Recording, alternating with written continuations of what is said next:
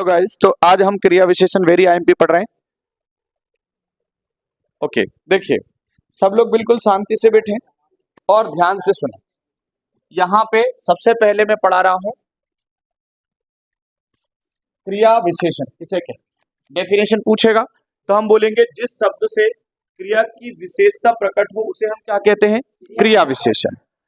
क्रिया विशेषण के भेद, चार भेद हैं। पहला है रीतिवाचक। इससे किसी ऐसा शब्द जो किसी क्रिया की रीति बताते हैं। क्या बताते हैं? रीति। ओके, उदाहरण, गाड़ी तेज चलती है। कैसी चलती है? तेज चलती है। रिपीट ना करें, तेज चलती है। स्थानवाचक शब्द क्रिया विशेषण, ऐसे शब्द जो किसी क्रिया के घटित होने का स्थान बताते हैं। उदाहरण, वह कक्षा में बैठा है। कहाँ बैठा? कक्षा में बैठा। कालवाचक, ऐसे शब्द जो किसी क्रिया के होने का क्या बताते हैं? समय बताते हैं। उदाहरण, परसों हिंदी का पेपर है। कब है पेपर? परसों। तो क्या बताया? समय बताया। परिमाणवाचक, ऐसे शब्द जो किसी घटना क्रिया की परिमाण या मात्रा बताते हैं, उन्हें परिमाणवाचक कहते हैं। जैसे दानिश थोड़ा कम पानी पियो, या वह बहुत पानी पीता है। ये कौन सा हो गया? परिमाणवाचक। ओके, क्रिया रचना के आधार पर क्रिया के भेद। रचना के आधार पर 5 होते हैं। कितने होते हैं? सामान्य क्रिया, जैसे मोहन ने पढ़ा। संयुक्त क्रिया, मोहन ने पत्र पढ़ और लिया। 2 क्रिया हो गई, पढ़ और लिया। नाम धातु क्रिया, पुलिस को देखकर चोर लंगड़ाने लगा। लंगड़ाना, अपनाना, घबराना, ये सारी जो क्रियाएं होंगी उनको नाम धातु क्रिया बोलेंगे। प्रेरणार्थक क्रिया, जिसमें कर्ता खुद क्रिया ना करके किसी दूसरे से क्रिया कराता है। जैसे माँ नौकर से घर की सफाई करा रही है। सफाई कौन कर रहा है? नौकर। और पूर्वकालिक, वह खाना खाकर सो गया। खाना भी खा लिया और सो भी गया। यहाँ पे पूर्वकारी क्रिया होगी। रचना के आधार पर क्रिया के भेद 5, ये पूछेगा, आईएमपी है। अब कर्म के आधार पर क्रिया कितने प्रकार की होती है? तो कर्म के आधार पर क्रिया 2 प्रकार की होती है। कर्म के आधार पर क्रिया 2 प्रकार की होती है। कितने प्रकार की? 2, सकर्मक और अकर्मक। कर्म के आधार पर क्रिया के भेद। कर्म के आधार पर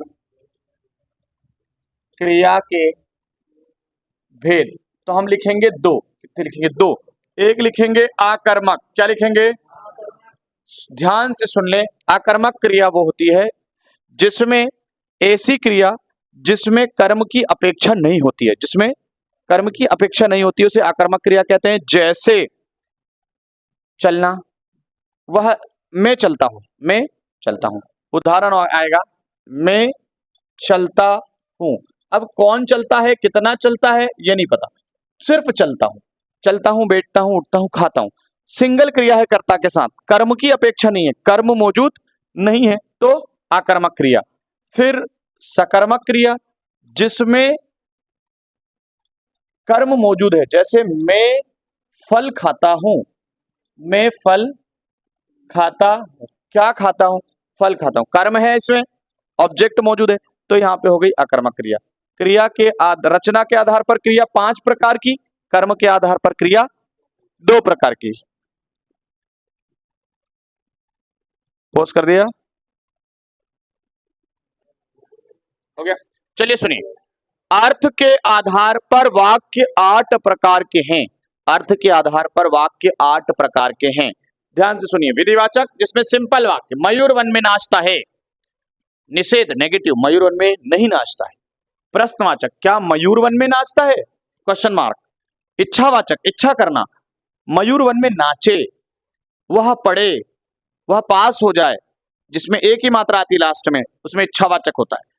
आज्ञावाचक, जिसमें आज्ञा देते हैं, तुम सब पढ़ो, मयूर वन में नाचो। संदेह करना, शायद या संभवतः वर्ड आया, वहां कौन सा अर्थ होगा, वाक्य होगा? संदेहवाचक। संकेत देना, बादल होंगे तो मयूर नाचेगा, तुम पढ़ोगे तो पास होगे, तुम नहीं पढ़ोगे तो पास नहीं होगा, कंडीशन बताना। विस्मयवाचक, जिसमें आश्चर्य होना, क्या होना?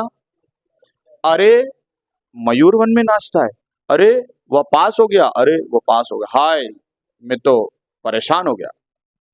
ओके, अर्थ के आधार पर वाक्य कितने कितने भेद हैं? 8। विधिवाचक, निषेधवाचक, प्रश्नवाचक, इच्छावाचक, आज्ञावाचक, संदेहवाचक, संकेतवाचक और विस्मयवाचक। विस्मयवाचक में ये सिंबल जरूर लगाना है, जिसको एक्सक्लेमेटरी सिंबल बोलते हैं। आई के नीचे डॉट लगना, आई के नीचे डॉट लगना। ओके, एक शब्द अनेक शब्द के लिए एक शब्द, एक क्वेश्चन जरूर आएगा। जो आने जैसे हैं उन क्वेश्चंस को देखिए। सबसे पहले, जो जीता ना जा सके अजय, जिसे जीता ना जा सके अजय। जिसकी आने की तिथि मालूम ना हो अतिथि या मेहमान। जिसका कोई शत्रु ना हो आजाद शत्रु। समुद्र की आग बड़वा नल।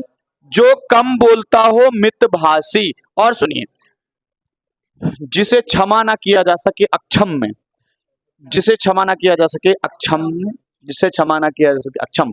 जो ईश्वर में विश्वास ना रखता हो आस्तिक, नहीं ना रखता हो नास्तिक, और जो रखता हो उसे आस्तिक, जो रखता हो उसे आस्तिक, जो रखता हो उसे आस्तिक। शब्द शक्ति किसे कहते हैं? शब्द के अर्थ का बोध कराने वाली शक्ति को ही शब्द शक्ति कहते हैं। शब्द शक्ति के प्रकार कितने हैं? 3, अभिधा, लक्षणा और व्यंजना। शब्द के वह शक्ति जो प्रचलित अर्थ का बोध कराती हो, सिंपल अर्थ का बोध कराती हो, जैसे अपना घर सबको प्यारा है, उसे बोलेंगे अभिधा शक्ति। लक्षणा, लक्षण के कारण शक्ति हो, बोध कराती हो। जिस शब्द शक्ति से लक्ष्यार्थ अर्थ, कौन से अर्थ? लक्षण वाले अर्थ। जैसे शेर वनराज है, यानी शेर वनों का राजा है, बहादुरी के कारण। व्यंजना अर्थ, जिससे ना तो प्रचलित अर्थ पता चलता हो, ना लक्ष्यार्थ, बल्कि कोई तीसरा अर्थ पता चलता हो, उसे कौन सा शब्द शक्ति बोलेंगे? व्यंजना शक्ति। जैसे सूरज डूब गया, अब सूरज डूबने का वह अर्थ अलग अलग कंडीशन में अलग अलग इंसानों के लिए अलग अलग होगा। जैसे खेत में काम करने वाले मजदूरों के लिए इसका अर्थ होगा कि अब सूरज डूब चुका है, घर जाना है। घरों में काम करने वाली महिलाओं के लिए होगा कि अब सूरज डूब गया है, शाम के खाने का इंतजाम करना है। जैसे कोई इंसान कहीं बाहर गया है, तो उसका, जैसे बच्चे का खेलने का टाइम हो गया, अब सूरज डूब गया, अब खेल से घर वापस आने का, तो सबके लिए अलग अलग अर्थ होगा, वहां व्यंजना शब्द शक्ति होगी। Okay, silent. ओके, शब्द गुण, काव्य रस के नित्य धर्म को शब्द गुण कहते हैं। जैसे आग का गुण है उष्णता, वैसे ही रस का गुण है शब्द गुण। शब्द गुण कितने टाइप के? 3, माधुर्य, ओज और प्रसाद। माधुर्य, काव्य के जिस गुण से हृदय द्रवित हो जाए, उसमें वहां कौन सा गुण होगा? माधुर्य। जैसे ये कौन से रस में होता है? श्रृंगार, शांत और करुण रसों में। इसमें कौन से वर्ण का इस्तेमाल किया जाता है? या, रा, ला, वा, कोमल वर्ण। ओज गुण, जिस काव्य से हृदय में उद्दीप्त हो जाए, जोश भर जाए, वहां कौन सा गुण होगा? ओज गुण। इसमें यह कौन से रसों में होता है? वीर, विभत्स, अद्भुत। इसमें टा, ठा, डा, ढा, ना आदि वर्णों का इस्तेमाल होता है। प्रसाद गुण सभी रसों में होता है, जैसे प्रसाद सभी जगह मिलता है, प्रसाद गुण सभी रसों में होता है, याद रहेगा। इसके अर्थ आसानी से समझ आ जाता है, ऐसे काव्य जिसमें अर्थ आसानी से समझ आ जाता हो और जिसमें आदमी का या मनुष्य का हृदय रम जाता हो, वो उसी में जैसे रही मन पानी राखिए बिन पानी, मतलब समझ में भी आ गया और वो उसमें रम जा रहे, भैया बहुत अच्छा लग रहा। पानी बहुत जरूरी है, हर इंसान को थोड़ा सेल्फ रिस्पेक्ट रखना बहुत जरूरी है। ओके।